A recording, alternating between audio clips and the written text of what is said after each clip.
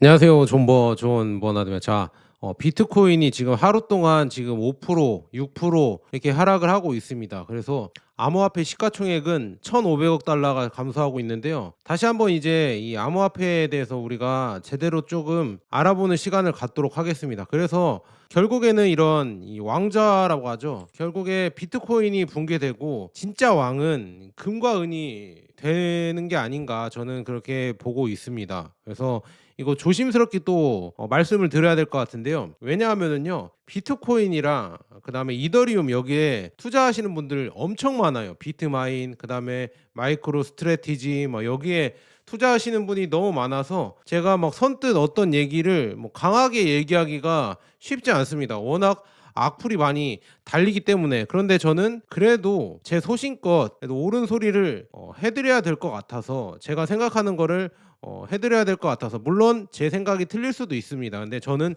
이런 뷰를 본다. 결국에는 진짜 왕은 금과 은이다. 이 시기에서, 이 환란 속에서 결국에 피어나는 꽃은 금과 은이 될 것이다. 특히나 금이 더 안전하겠죠. 물론 은이 달려갈 때, 올라갈 때는 미친 듯이 올라갑니다. 그래서 이런 성질이 있기 때문에 일단 그런 거 아시고요.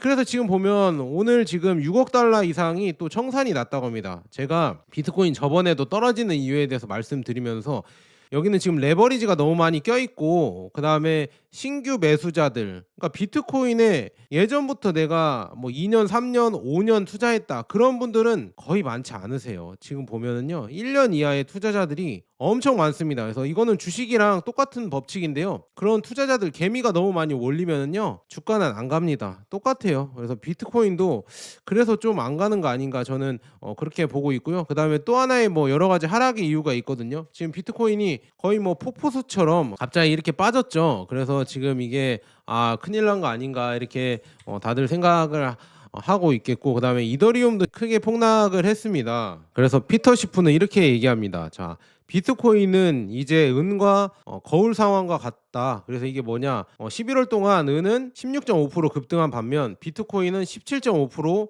폭락했습니다. 이게 거울이란 말이 뭐냐, 이제 반대가 되는 거다. 그래서 하지만 은은 25년에 현재 95% 상승한 반면 비트코인은 4% 하락에 그쳤다. 그래서 서로 이제 미러전을 하고 있다. 그러니까 비트코인이 떨어지고 은은 반대로 올라가고 있다, 이렇게 얘기가 나오고 있거든요. 그래서 1개월 수익률을 한번 봤거든요. 근데 비트코인이 지금 보면요, 22% 빠졌고요, 이더리움이요 26% 빠졌습니다. 그런데 지금 은은요 17% 올랐고요, 한 달 동안. 그 다음에 금은 5%나 올랐습니다. 한 달 동안 은이 17%나 올랐다는 게 엄청난 거고요. 그 다음에 올해 수익률 제가 가져왔거든요. 자, 보시면은 비트코인이 7.53% 마이너스 됐고요, 올해 수익률이요. 그 다음에 이더리움이 14.79% 이렇게 마이너스 났습니다. 그런데 은 있잖아요, 은 ETF는요 94% 플러스 났습니다. 그리고 금은 60% 플러스 났고요. 그래서 이런 거 봤을 때 그래도 우리가 안전자산이라고 하는 금이 60%나 오르고 은이 94%나 올랐으면은요, 그냥 이거가 안전하고 오히려 이제 요즘은 수익률도 좋은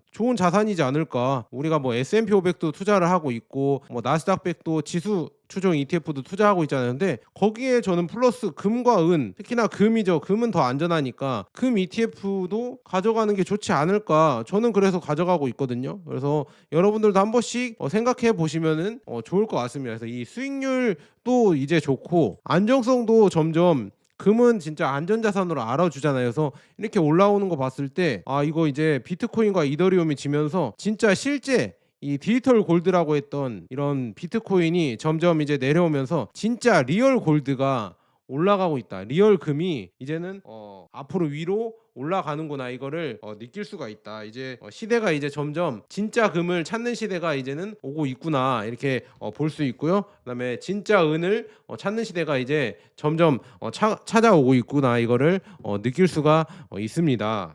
그래서 지금 보시면 이게 비트코인과 금의 이 비율을 가져왔거든요.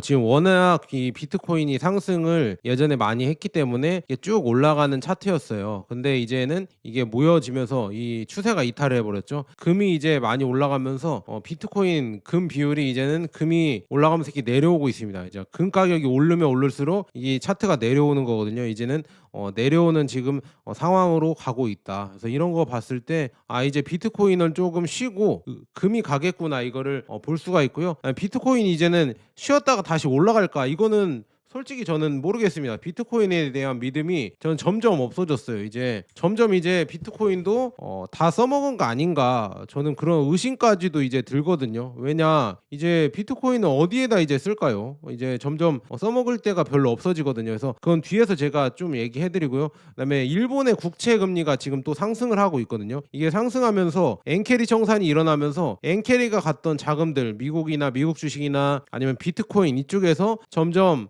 그 자금들이 다시 나오면서 비트코인은 가격이 떨어지면 또 청산을 막겠죠. 그래서 그런 여러 가지 여파가 계속 나올 것 같다 이렇게 말씀드리고요. 그 다음에 이제 요즘 비트코인 하면은 여기가 있죠. 스트래티지, 여기 지금 마이클 세일러의 기업인데 여기가 이제 가치 붕괴가 일어날 것 같다 이런 얘기가 나오고 있습니다. 그리고 마이클 세일러가 이거를 뭐 판다는 또 말도 있거든요. 그거 제가 내일이나 자세하게 조사해서 알려드리도록 하겠습니다. 또 그런 얘기가 또 나오고 있고, 그래서 지금 내용 한번 보시면요, 572억 달러어치의 지금 비트코인 64만 9,870개를 보유하고 있지만 이 기업 가치, 주식 가치죠, 이게 500억 달러로 떨어졌다고 합니다. 그래서 5년 만에 처음으로 보유 자산 대비해서 이 NAV라고 하죠, 이거가 지금 할인 거래가 발생을 하면서 프리미엄 구조, 원래 프리미엄이 되면서 그 프리미엄을 갖고 또 이제 비트코인을 또 사고, 그다음에 주가를 또 팔아먹고, 또 이제 그 돈으로 프리미엄 발생하면 또 비트코인 사고, 이 방식으로 계속 이 마이크로 스트래티지의 이런 회사의 주가를 올려왔는데, 이제는 그 방식이 통하지 않는다. 이게 전세랑 비슷하죠. 우리 갭 투자할 때 원래 그렇게 가격이 올라가면 계속 이게 선순환이 되지만 가격이 떨어지면 이제 그때부터 이제 난리 나는 거죠. 이것도 진짜 그런 구조입니다. 그래서 마이크로 스트래티지 이런 방식이, 저는 예전부터 여러분들에게 경고를 드렸는데 결국에는 가격이 오르니까 그게 드러나지 않으니까 잘 모르셨던 것 같아요. 근데 이제는 가격이 떨어지면서 이제 오르지 않을 것 같다 이런 얘기까지 나오니까 프리미엄이 계속 이제 구조가 붕괴되면서 점점 더 이제 청산이 나올 수도 있겠구나. 그리고 이제는 비트코인을 실제로 팔아서 갚아야 돼요. 그렇게 이제 시작된다고 하면 비트코인의 가치도 당연히 떨어질 수밖에 없겠죠. 그래서 그게 점점 걱정이 많이 되고요. 그다음에 글로벌 금리의 유동성, 일본의 지금 40년 국채 금리가요 3.68에서 3.68입니다. 그래서 2007년 이후 최고치이고요. 1,350억 달러 규모의 경기 부양책 종료로 글로벌 레버리지 포지션, 그러니까 약 20조 달러가 청산 압력이 지금 커지고 있습니다. 비트코인의 가격은 10월 고점 대비 30% 하락, 스트래티지 주가는 60% 하락을 했습니다. 그럼에도 불구하고 이거를 계속 투자한다, 이거 위험한 거거든요. 물론 수익이 많이 날 수도 있겠지만 이거는 진짜 위험한 투자다 이렇게 말씀드리고요. 레버리지 포지션의 역풍이라고 볼 수가 있는데, 상승 시에 이 수익을 주던 레버리지는 하락 시에 손실폭을 극대화한다. 이게 문제죠. 이게 떨어질 때는 더 진짜 레버리지로 떨어지니까 무서운 거고요. ETF에서도 11월 한 달 이 넷 아웃플로우, 이게 37억 9천만 달러 이제 출시 후 최악이다 이렇게 나와 있고요. 기관들은 스트래티지에서 3분기에만 54억 달러를 인출했다고 합니다. 그리고 JP모건은 이 풋옵션에 뭐 이런 1억 7천만 달러 규모를 보유하면서 포지션 24.5%를 축소했다 뭐 이렇게 나오고 있습니다. 그래서 참 이게 점점 스트래티지가 안 좋아지고 있는 상황이고요. 그다음에 MSCI의 결정 위험도 있죠. 1월 15일 날 이 암호화폐 자산 50% 이상 이 보유 기업의 MSCI 지수의 이 편입 여부를 결정하는데, 이게 편출 위험이 크다고 합니다. 이 마이클 세일러의 스트래티지가 지금 MSDR이 비트코인 비중이 95%이기 때문에 편출 위험이 매우 크다고 하고요. JP모건은 88억 달러의 규모의 강제 매도 가능성도 경고를 하고 있습니다. 그래서 이제 프리미엄 구조가 이제 붕괴되면서 점점 더 이제 안 좋아지는 겁니다. 이제 순 자산 가치 대비해서 이제 프리미엄이 계속 이제 떨어지면 자금 조달이 이제 불가능하죠. 이 불가능하면 오히려 이제 할인 가격으로 떨어지기 때문에 가치 파괴가 발생을 하게 되는 겁니다. 그러면 결론적으로 비트코인을 팔아서 이제 갚아야 되는 구조가 나오기 때문에 비트코인도 이제 자체가 이제 더 하락할 가능성이 크다. 스트레치가 이제 더 팔면서 아래로 팔면서 이제는 더 하락할 구조가 더 커지고 있다고 합니다. 그래서 이런 게 지금 좋지 않은 이런 제가 예전부터 비트마인이나 스트레티지나 이게 올라가면 당연히 좋은 구조지만 떨어질 때 이제 취약성이 엄청나다. 그래서 조심하라고 이렇게 말씀드린 게 다 이런 구조가 있다 이렇게 말씀드리고요. 뭐 이런 얘기도 또 나오더라고요. 비트코인의 희소성의 역설이 또 있다고 하는데요. 극단적인 희소성은 화폐 기능을 오히려 파괴한다. 그래서 만약에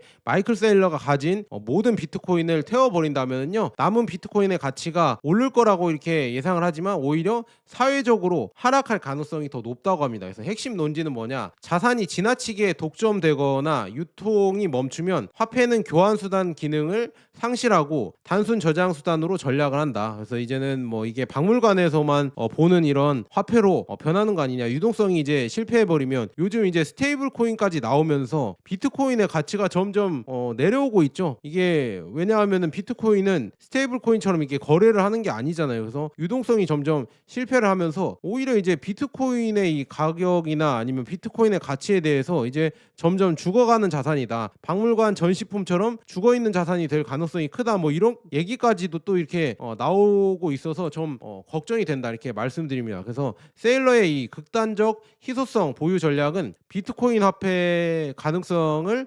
약화시키는 잘못된 접근일 수도 있다 이렇게 얘기하는데, 이거는 뭐 저는 그렇게까지 크지는 않는 것 같은데, 그래도 비트코인이 예전에 뭐 화폐 기능을 하겠다, 탈중앙화를 하겠다, 익명성이 있다 이런 기능은 요즘 들어서는 찾아볼 수 없을 정도로 많이 없어졌습니다. 그래서 저는 이게 가장 걱정입니다. 원래 비트코인이 갖고 있던 초심이라고 해야죠. 초심이 이제는 온데간데 없어요. 그저 이제 유동성이 풀려서 그냥 오르기를 바라는 사람들만 있을 뿐입니다. 그 순수한 예전에 비트코인의 익명성과 탈중앙화 이런 거에 이 순수성은 이제 온데간데 없습니다. 저는 그게 참 비트코인의 안 좋은 지금 상황이다. 그래서 비트코인이 변했다, 저는 초심을 잃었다 이렇게 생각하게 되는 지금 상황이고요. 그래서 지금 몇몇 이렇게 트위터에서 X에서 보면은요 이렇게 얘기합니다. 자, 비트코인은 인간에게서 나왔습니다. 그런데 금과 은은 신에게서 나왔습니다. 그리고 인간은 수학에 정말 서툴러요 이렇게 얘기했습니다. 그러니까 여러분들 잘 생각해 보세요. 비트코인은 인간이 만든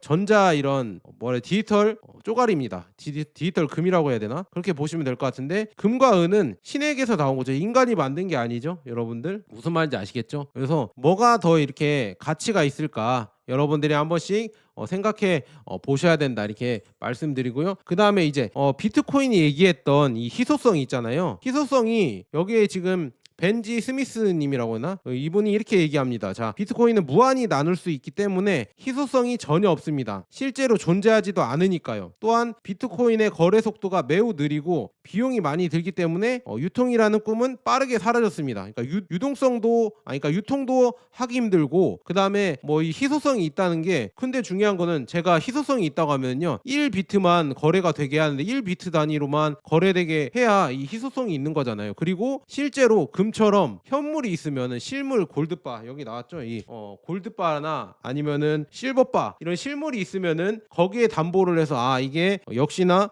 희소성이 있구나 이렇게 하겠지만, 그냥 디지털로만 된 거잖아요. 디지털로만 된 거고 실제 실물은 하나도 없잖아요. 없고 더 중요한 거는 1비트를 이 가격으로 거래되는 게 아니라 0.0000000000001비트 뭐 이렇게 거래하잖아요. 이렇게 나눠서 거래하니까 이게 과연 희소성이 있을까? 비트 가격이 뭐 1비트 가격이 뭐 1억 2억 넘어가면은 뭐 0.000000000 이렇게 나눠서 이렇게 해서 거래를 하면 된다 하면은 이게 희소성이 과연 있는 건가요, 여러분들? 이렇게 나눠서 거래가 되면 희소성이 없잖아요. 그렇다고 해서 이게 만약에 실물이 있다고 하면은 제가 어느 정도 희소성을 인정해 주겠지만 이것도 다 디지털로만 있는 거잖아요. 그러니까 이게 진짜 이거를 진짜 이분이 제대로 이거를 꼭 집어줬습니다. 참 이거 보면서 비트코인은 희소성이 없는 거다, 그러니까 조심해야 된다 이렇게 얘기가 나오고 있어요. 저도 여기에 동의를 합니다. 그래서 여러분들은 어떻게 생각하실지 모르겠지만 비트코인은 제가 봤을 때는 희소성이 없는 것 같아요. 왜냐 1비트로만 거래가 되게 이렇게 한다고 하면 희소성이 있다고 제가 말씀드릴 수 있겠지만 1비트가 아니라 그걸 쪼개서 이렇게 거래할 수 있다는 거는 결국에는 희소성이 없는 자산이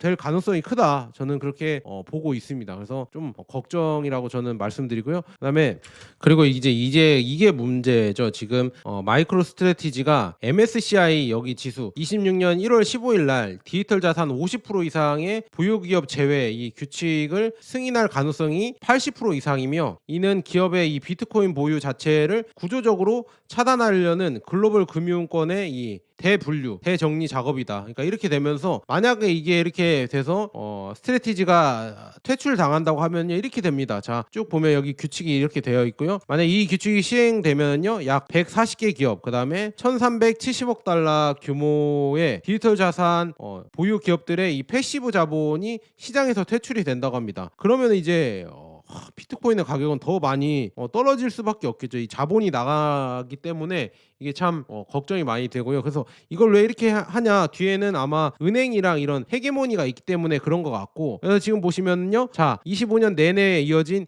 비트코인 기업의 포위망을 보시면 지금 이 5월에 제임스 차노스는 이 공매도를 선언했습니다. 그래서 비트코인 프리미엄은 비정상적이다 이렇게 메시지를 보냈고요. 그 다음에 7월에 JP 모건이 이 스트래티지 증거보금 요건을 50%에서 95%로 상향을 했습니다. 그래서 실질적으로 레버리지를 봉쇄했고요. 그 다음에 9월에 스트래티지는 시총 131위인데도 S&P 500 편입에서 제외가 됐다. 그 다음에 10월에는 지금 MSCI 디지털 자산 50% 제한안이 공개되면서 이것도 위험을 받고 있고요. 11월, 12월에는 JP 모건 스탠리 이 기업 비트코인 보유 대체제, 그러니까 ETF, 그 다음에 구조화 채권이 출시가 됐다. 이렇게 해서 점점 더 이제 비트코인이 점점 안 좋아지고 있는 상황으로 가고 있다. 그다음에 왜 금융권은 기업의 비트코인 보유를 막으려고 하냐? 이거는 은행을 통하지 않고 이 비트코인으로 재무 전략을 쓰려고 하니까 이 은행의 중개 수수료, 비즈니스 이런 게 위협을 받으니까 그렇게 지금 하려고 하는 것 같고요. 그다음에 MSCI 결정 시에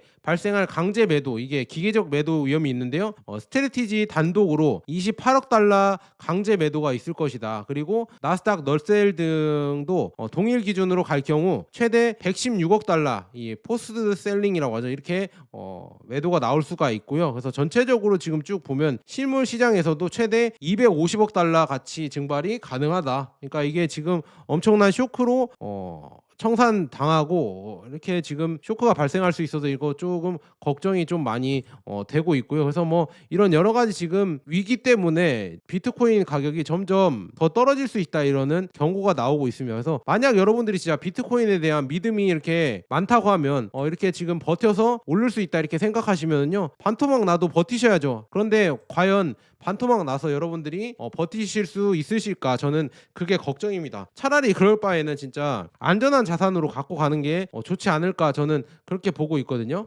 그리고 또 하나의 이런 자산 시장에 충격을 줄 것 같은 이런 위기가 오고 있거든요. 자, 비트코인이 지금 2시간 만에 4,000달러가 하락을 했고, 그 다음에 이제 일본의 2년 국채 수익률이 2008년 이후 처음으로 1%로 상승을 했습니다. 제로헤지도 또 이렇게 얘기를 했거든요. 자, 금리 인상 기대감에 일본 채권 가격이 폭락했다. 그래서 2년 만기 국채 금리가 2008년 이후 처음으로 1%를 돌파하고 니케이 지수는 폭락했습니다. 비트코인은 항상 하락장과 상관관계가 있기 때문에 아시아 시장에서 비트코인은 4% 하락을 했습니다. 지금 2년 죄송합니다. 일본의 2년 국채 수익률이 지금 계속 최고치로 급등을 하고 있다. 이것도 참 문제가 되고 있고요. 그래서 지금 이 일본의 2년물 국채 금리가 2008년 이후 1%를 돌파하면서 시장은 지금 일본 은행의 본격 긴축 가능성을 예상을 하고 있습니다. 그래서 글로벌 유동성이 축소되면 가장 먼저 타격받는 자산이 유동성 고베타인 지금 비트코인이죠. 이게 가장 많이 타격을 받을 것이다. 그래서 이번 급락은 단순 심리가 아니라 과도한 레버리지 롱 포지션이 연쇄 청산되면서 이 플러싱, 그러니까 이런 현상이라고 할 수가 있겠죠. 그래서 수억 달러 규모의 레버리지 롱 포지션이 당일 주문장에 강제 매도되며 매수 호가가 비어 이제 갭 하락이 발생할 것이다. 이렇게 얘기가 나오고 있고요. 비트코인의 이 본질적인 특성이 뭐냐? 비트코인은 디지털 금처럼 이 따로 움직이는 것이 아니라 이 금리, 글로벌 유동성에 민감한 거시 자산이다 이렇게 나와 있습니다. 그래서 안전자산 수익률이 상승하는 국면에서는 비트코인은 더 높은 베타 리스크를 반영하며 부정적으로 거래된다. 그러니까 지금 금과 은은 올라가고 있는데요. 지금 뭐 이더리움이랑 비트코인은 내려오고 있습니다. 그래서 이게 참 아이러니한 상황이다. 이제 진짜 안전자산은 과연 어떤 것인가, 여러분들이 이거 한 번씩 생각해 보셔야 된다 이렇게 말씀드리고요. 그래서 일본의 지금 국채 시장에 또 이상 신호가 또 발생을 하고 있다고 해서 10년 국채 있잖아요. 미결제 약정이 뭐 이렇게 18만 8천 건 24년 9월 이후 최고치를 지금 경신하고 있고, 6월 이후에 미결제 계약은 6만 5천 건, 6.5만 건 증가 이렇게 나와 있습니다. 그래서 쭉 뭐 이 얘기는 쭉 한 번씩 보시고요. 그래서 지금 보시면요, 과거 일본은행 그다음에 보험사는 자동 매입으로 국채 수요를 유지했으나 지금 일본은행은 매입 축소를 하고 있고, 생명보험사는 순매도 전환을 하고 있습니다. 그리고 외국 투자자는 이탈을 지금 하고 있는 상황이고요. 그래서 지금 일본 정부는 경기 부양책 발표를 했고, 이 매수자 부족 상태에서 채권 발행이 증가하고 있습니다. 그래서 가격이 더 하락하고 있다 이렇게 나와 있으면서, 그래서 이런 악순환 메커니즘은 지금 금리 상승, 채권 가격 하락, 은행 보험사 손실 확대, 보유 채권 추가 매도, 그다음에 금리는 더 상승. 그래서 금리가 오르면 정부의 기존 부채 이자 부담이 폭증을 해서 재정 위기 리스크가 확대되고 있습니다. 그래서 실물 글로벌 충격 가능성도 이제 점점 커지고 있다고 하거든요. 그래서 금리 급등은 일본 경제의 소비, 그다음에 구매력을 훼손하고 경기 침체를 심화시킨다. 그리고 일본 기관들의 포지션 청산은 주식, 채권, 통화시장 전반으로 전염될 수 있는 위험이다 이렇게 나오고 있습니다. 그래서 이것도 참 걱정이 많이 되고요. 그래서 30년간 일본 금융 실험이 사실상 종료되는 거 아니냐. 그래서 일본의 10년물 국채금리가 1.85, 리먼 사태 이후 최고치이고요. 하지만 더 중요한 사실은 장기물 있죠. 30년물 금리가 3.4, 그다음에 40년물 금리가 3.71. 그래서 이는 현대 일본 이 통화사회, 그러니까 통화 역사에 전례 없는 수준의 장기 금리 급등이다. 그래서 이제 엔캐리가 이제는 청산될 가능성이 점점 커지고 있고요. 일본 은행의 30년간 제로 금리, 그다음에 국채 매입 실험이 종료될 것이다. 그래서 일본은행은 30년간 금리를 0%로 묶고 전체 국채의 절반을 매입하며 사실상 일본의 유일한 황금 수단이 되었습니다. 일본 기관 투자자들은 수익률이 낮아 이 미국 국채로 1조 1,900억 달러를 쏟아부었습니다. 이 체제가 이제는 붕괴되고 있고요. 붕괴 중이고요. 그래서 일본 정부 시장 반응을 보면은요, 일본 정부는 이제 오히려 이제 부양책이 오히려 금리 폭등을 자극하고 있습니다. 그래서 다카이치 총리가 21조 3천억 엔, 이 경기 부양책을 승인을 하면서 팬데믹 이후 이게 최고라고 하거든요. 그래서 채권 시장은 이를 재정 악화로 판단해서 국채 금리를 또 사상 최고치로 끌어올리고 있고요. 그래서 이제는 이미 금리 인상이 사실상 거의 뭐 확정이 되고 있다. 기정 사실화되고 있다. 그래서 이거 보시면 12월 금리 인상 가능성이 62%고요. 1월 금리 인상 가능성은 90%다. 그런데 다카이치 총리가 금리 인상하지 마라 이렇게 압박을 주고 있는데, 과연 이거 금리 인상을 안 하고 배길 수가 있을까, 이것도 한번 의심을 해봐야 될 것 같고요. 그다음에 일본의 이제 부채 규모를 보면요, 일본의 부채는 GDP의 255%이다. 그래서 금리가 1% 오를 때마다 수십조 엔 규모의 이자 부담이 증가를 한다. 그래서 금리 상승에도 실질 수익률은 여전히 마이너스다. 그래서 인플레이션 3%, 그다음에 10년물 국채 금리가 1.85%, 그래서 실질 금리는 마이너스 1.15%다. 그래서 이는 국채를 더 팔아야 하는 구조적 압력이 추가된다 이렇게 나와 있고요. 결론은 이게 붕괴가 아니라 정상화라고 이렇게 또 볼 수가 있거든요. 붕괴라고 얘기하면 조금 너무 과격한 단어 같으니까요. 그래서 채권 금리가 이제 급등하는 것은 위기 신호이지만, 동시에 30년간 왜곡된 일본 금융시장 구조가 정상화되는 과정이다 이렇게 볼 수도 있겠죠. 그래서 세계 최대 채권 보유국인 일본이 이제 자본을 다시 본국으로 회수하면서 글로벌 금융시장 전체가 흔들리고 있고요. 공황이 아니라 이제는 계산된 움직임이며, 이는 글로벌 유동성, 그다음에 금리 체계의 장기적 변화를 예고를 하고 있다. 그래서 이거에 대해서 잘 맞춰서 봐야 될 것 같습니다. 그래서 지금 보면 비트코인이 더 하락할 가능성이 크다는 얘기가 다 여기에서 지금 나오고 있다 이렇게 말씀드리고요. 그리고 제가 아까 말씀드렸던 이 비트코인의 이 순수한 가치가 점점 희석되는 거 아닌가, 저는 그게 걱정이 됩니다. 지금 보면 쭉 1971년 금본위 체제가 폐지 이후에 최대 금융의 전환점이었죠. 그래서 돈이 엄청나게 풀리면서 금이 죽어나고 자고, 그러니까 금이 약간 잠을 자고, 그 사이에 이제 피아트 머니들이죠. 거대한 이제 디지털 장부들이 커지면서 돈들이 커지면서 금융을 펌핑하면서 많이 이제 경제가 커지긴 커졌죠. 그래서 이제 중앙 정부랑 그다음에 빅테크의 이해관계가 이제 완벽하게 맞물리면서 이거에 대한 이제 실시간 이제 세금을 징수할 수 있고요. 이런 거를 뭐 여러 가지 다 할 수 있는 이제 빅테크가 커지고, 그다음에 디지털 아이디 뭐 이런 게 점점 보급이 되고, 모든 금융 데이터를 이제 수집 분석할 수 있는 이런 규모까지 이렇게 늘어났죠. 그래서 이제는 빅테크 기업들이나 아니면은 은행이나 이런 데가 막대한 이익을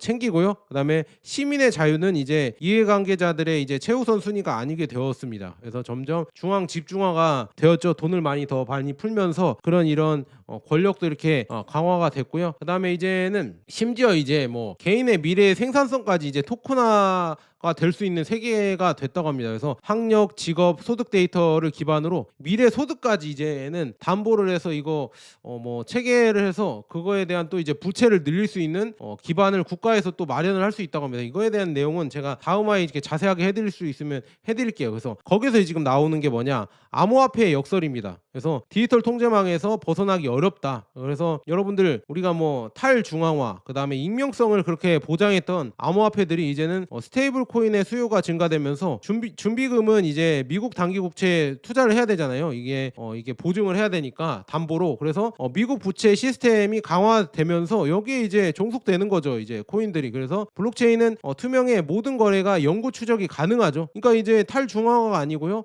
익명성이 아닙니다. 여러분들이 이제 비트코인을 쓰면은요, 오히려 여러분들 지금 이렇게 나와 있죠, 이 현금 원화, 지금 달러랑 원화 있잖아요. 지금 원화의 가치가 지금 휴지 조각이 되고 달러가 중요해지고 있잖아요. 그래서 이 달러 현금을 든 것보다 오히려 익명성이 없어요. 여러분들 비트코인 가지고 있는 게요, 이 현금이나 아니면 이거 골드바, 실제 골드바, 현물 골드바나 현물 실버바 이거 들고 있는 것보다 익명성이 보장이 더 안 됩니다. 무슨 말인지 아시겠죠? 그러니까 이게 잘못된 거죠. 익명성이나 탈중앙화가 대체 어디 갔습니까? 이 디지털이 순간 이제 통제에서 이제 완전히 벗어날 수 없다. 이 여러분들이 진짜 비트코인보다 이 들고 있는 현금이 오히려 통제에서 벗어난 거죠. 이거를 누구한테, 모르는 사람한테 줘도 모르는 거잖아요. 물론 뭐 다 추적하면 추적할 수 있다 이렇게 하지만, 비트코인은 디지털로 찍혀 있어서 여러분들 바로 추적이 가능한데요, 이거는 누구를 주거나 이런 거를 우리가 뭐 어떻게 뭐 여기 기록이 남거나 그렇지 않잖아요. 그래서 현금이 오히려 탈중앙화가 아닌가, 참 이렇게 아이러니해지고 있다 이렇게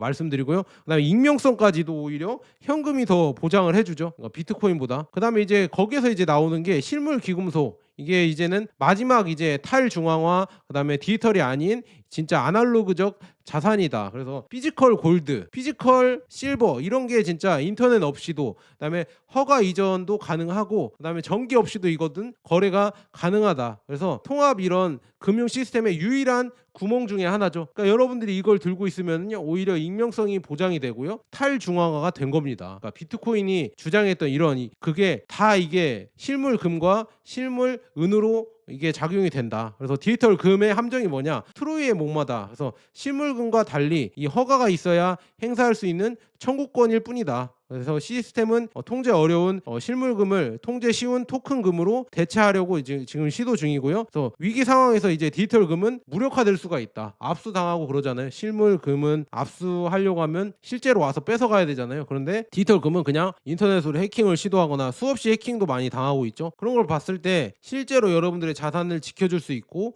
익명성을 보장할 수 있는 데가 과연 비트코인인지 아니면은 실물금과 은인지, 이거를 여러분들 잘 생각해 보셔야 된다 이렇게 말씀드립니다. 그래서 중요한 거는 이 중앙은행들도 비트코인을 모으는 게 아니라요, 탈중앙화하려고 실물금을 오히려 사들이고 있습니다. 그래서 최종 담보물, 그리고 실물금, ETF가 아니라 종이금이 아니라 실물금을 중앙은행들은 그냥 뭐 자산을 들여서, 장소도 마련해야 되는, 금고를 이렇게 하려고 하면 장소도 마련해야 되고 거기를 지키는 보안이나 이런 인력들도 필요하잖아요. 그렇게 돈을 들여가면서도 실물금을 모아가고 있다. 그만큼 이제는 최종 이런 가치는 역시나 실물금이 될 것이다 이렇게 보고 있습니다. 그래서 디지털 자산이 아닙니다. 역시나 비디지털 자산이 이제 시대적으로 이제 다시 가치 재평가가 올 지금 상황으로 보고 있다. 이렇게 다들 이렇게 지금 생각하고 있습니다. 그래서 비트코인이 좋다 이렇게 했지만 결국에 처음에 주장했던 탈중앙화 일명성이 점점 희석되고 있고요. 그래서 지금 금은 역사를 쓰고 있습니다. 지금 11월에만 6% 상승을 해서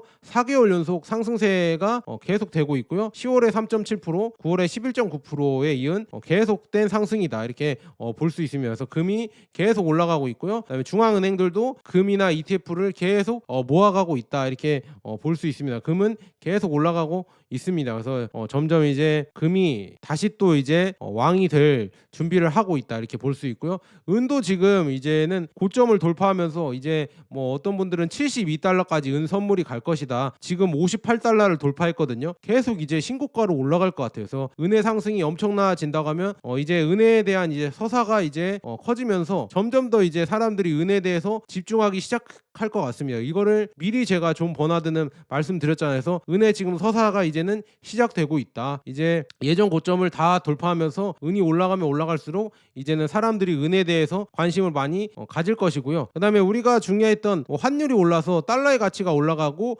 원화의 가치는 내려가고 있어서 달러가 귀해지고 있다 이렇게 하고 있지만 그 달러 자체도 지금 1913년 연방준비제도가 연준이 출범한 이후에 달러 구매력도 99%나 떨어졌습니다. 그러니까 달러의 가치가 99%나 떨어졌거든요. 그래서 솔직히 말해서 지갑 속 달러가 쪼그라들고 있다. 예전에 한 끼 식사를 살 수 있었던 돈이 이제는 간신히 커피 한 잔을 마실 만큼으로 1달러의 가치가 그렇게 떨어졌습니다. 그래서 이거는 미묘한 문제가 아닙니다. 이제 붕괴다. 그러니까 수년간 인플레이션으로 인해서 달러당 구매력이 꾸준히 하락해 왔습니다. 그래서 기다리지 말고 지금 행동을 해야 된다. 그러니까 여러분들 달러보다는 오히려 금과 피지컬 골드와 피지컬 실버다. 이렇게 얘기가 나오고 있으면서 지금 보면은요. 캐네디언 달러도 2000년 이후에 41%나 지금 캐나다 달러도 구매력을 상실을 했다고 하거든요. 이렇게 지금 계속 달러 구매력이 내려가고 있다는 거 여러분들이 잘 상기하셔야 된다 이렇게 말씀드리고요. 그래서 금에는 어떻게 투자해야 되냐, 뭐 이 종이금도 저는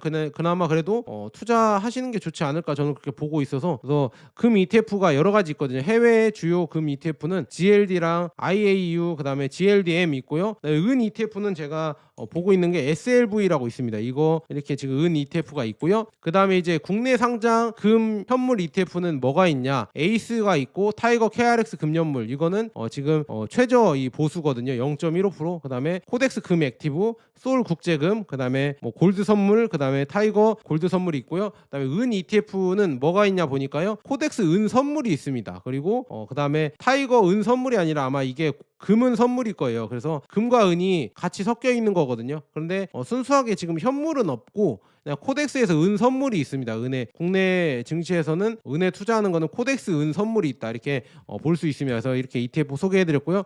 정작 중요한 거는 여러분들 진짜 여러분들의 안전한 이런 자산은 뭐냐? 종이금이 아니라 원래 종이금도 뭐 여러분들에게 어느 정도 안전한 자산이 될 수 있겠지만 실제는 실물금이 가장 안전하다. 그래서 제가 금모으기 운동 이렇게 하고 있다고 말씀드렸죠. 그래서 실제 여러분들 진짜 실물금을 한 번씩 모아 보시는 것도 투자해 보시는 것도 공부의 여러분들 연장선이라고 볼 수 있습니다. 그래서 은모으기 운동, 금모으기 운동 제가 지금 하고 있거든요. 그래서 여러분들 제 링크 여기 있거든요. 왼쪽 아래 하단에 제품 보기 들어가시면요. 여기 옆에 클릭하시면은요. 한국금거래소 이렇게 골드바나 뭐 이런 거 올라와 있어요. 그래서 거기 클릭하셔서 구매해 주시면 뭐 저한테 영상 제작에 큰 힘이 되니까 도움이 되거든요. 근데 굳이 구매 안 하셔도 되고 그냥 금은방에 가셔서 물어보시고 사셔도 되고, 아니다 나는 지금 사야겠다, 금과 은이 더 올라갈 것 같으니까 지금 결제해야겠다 하면은요. 지금 결제 이렇게 누르셔서 들어가셔서 쿠팡에서 한번 보시고 거래하시던지 이렇게 하시면 될 것 같아요. 그래서 저도 쿠팡에서 종종 사거든요. 이거 지금 보면 우체국 택배로 옵니다. 그래서 우체국 안심 택배로 오니까 여러분들 잘 아시고 이렇게 투자하시면 좋을 것 같습니다. 자, 여기까지 좋은 버나드 있고, 여러분 진짜 이제 비트코인도 진짜 걱정이 좀 많이 됩니다. 많은 투자자들이 또 이제 아픔을 겪을까봐 좀 많이 걱정돼서 이렇게 쓴소리 해드렸거든요. 그래서 너무 저를 싫어하지 마시고요. 비트코인 투자하시는 분들도 성투하셔서 수익 내셨으면 좋겠습니다. 자, 여기까지 좋은 버나드였습니다. 감사합니다.